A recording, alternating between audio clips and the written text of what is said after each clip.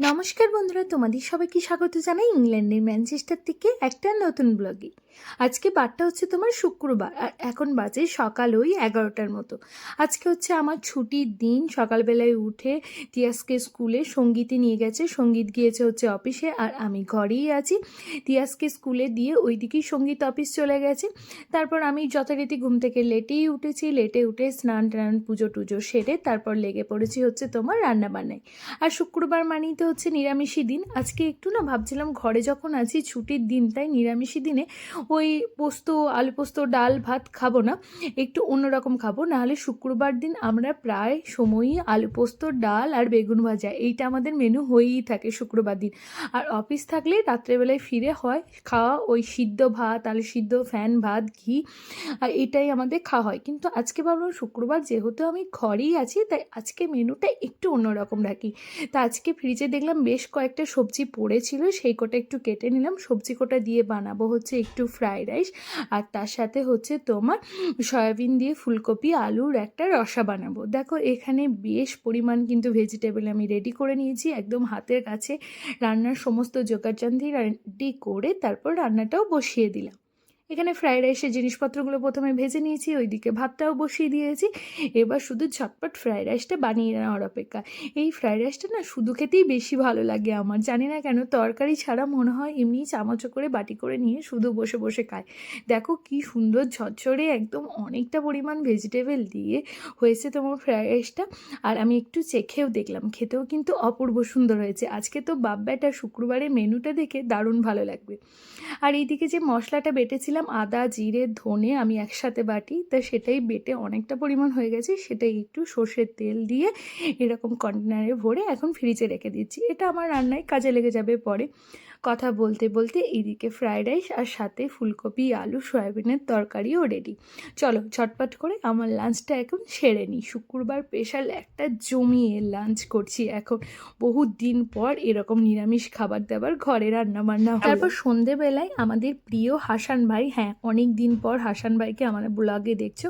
কাজের সূত্রে আমরা ব্যস্ত ছিলাম, বা হাসান ভাইয়েরও কাজের সূত্রে একটু বাইরে ছিল, তাই আমাদের ব্লগে আসেনি বা দেখতেও পায়নি।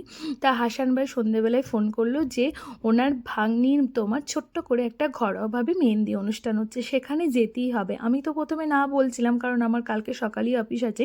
কিন্তু হাসান ভাই বললো, না বৌদি একদম আপনার কথা শুনবো না, আপনাকে যেতেই হবে। তা সঙ্গীতেরই মেনলি যাওয়ার কথা ছিল, সাথে আবার আমাকেও জোর করলো যে আমাকেও আসতে হলো। ছোট্ট করে ঘরোয়াভাবে মেহেন্দি অনুষ্ঠান হচ্ছে। বাইরে তো বিল্ডিংটা দেখতেই পেলে, ঘরটা খুব সুন্দরভাবে সাজিয়েছে। আর এরকম ঘরের ভিতরটাও কিন্তু খুব সুন্দর একটা ছোটোখাটো দারুণ সুন্দর একটা ডেকোরেশন দিয়েছে। আর সামনেই ফ্রুটগুলো যে রাখা ছিল কেটে সুন্দর করে সাজিয়ে, সেটা দেখেই তো আমার মন ভরে গেল।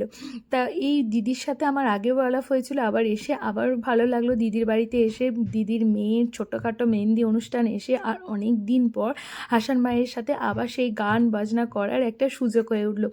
অনেক দিন পর একটা এরকম ছোটোখাটো অনুষ্ঠান বাড়িতে আমরা গেলাম, খুবই ভালো লাগছিল। আর তিয়াস তো এখানে এসেই ওর ছোট্ট ছোট্ট ভাই বোনদের পেয়ে গেছে, তাদেরকে সাথেই খেলাবেলা করতে ব্যস্ত ছিল। তিয়াসও কিন্তু দারুণ পরিমাণ মজা পেয়েছে, স্কুল থেকে এসছে ক্লান্ত আছে কিন্তু আনন্দ করতেও ব্যস্ত আছে। আর হাসান ভাই আছে, সঙ্গীত আছে, গান বাজনা হবে না সেটা তো হতেই পারে না। আর এটা মেহেন্দি সঙ্গীতেরই অনুষ্ঠান, তাই সবাই মিলে চারিদিকে আমরা বসে গেছি। আর এদিকে হাসান ভাই সঙ্গীত দুজনে মিলে তবলা হারমোনিয়াম নিয়েও বসে গেছে গান বাজনা করতে। চলো একটু হাসান ভাইয়ের গান শোনায়, আর তার সাথে তিয়াসেরও একটু ছোট্ট করে গান শোনায় তোমাদের।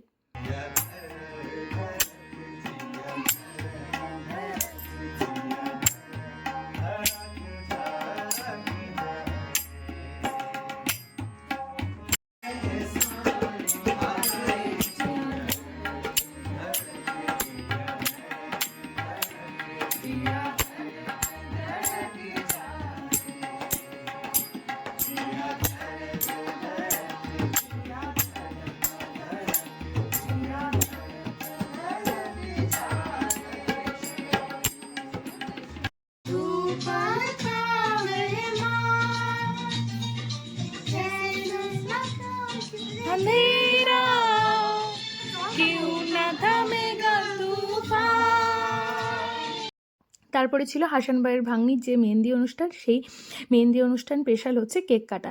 তো এখানে তো কেক কাটিং পর্ব হলো, তারপর আমরাও একটু ভিডিও ফটো বানানোর জন্য চলে গেছিলাম। একের পর এক সবাই এখানে বসে ভিডিও বানাচ্ছিল। এই দেখো মাঝখানে বসে আছে ভাগ্নি, আর একদিকে হাসান ভাই, আর একদিকে হাসান ভাইয়ের দিদি মানে হচ্ছে ভাগ্নির মা।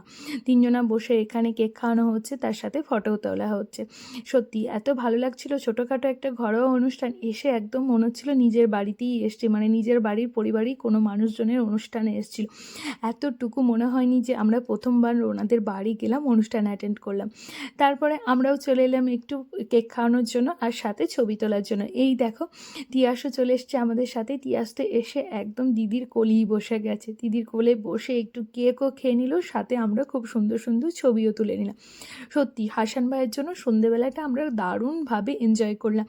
তা আজকের এই ছোট্ট ব্লগটা এখানেই শেষ করছি। কেমন লাগলো এই ছোট্ট ব্লগটা অবশ্যই কিন্তু কমেন্ট করে জানিও। ভালো লাগলে প্লিজ পেজটাকে একটু ফলো এবং লাইক করে দিও, আর যারা ইউটিউব থেকে দেখছো প্লিজ চ্যানেলটাকে একটু সাবস্ক্রাইব করে দিও। তোমাদের সবাইকে অসংখ্য অসংখ্য ধন্যবাদ এত এত ভালোবাসা আমাদেরকে দেওয়ার জন্য।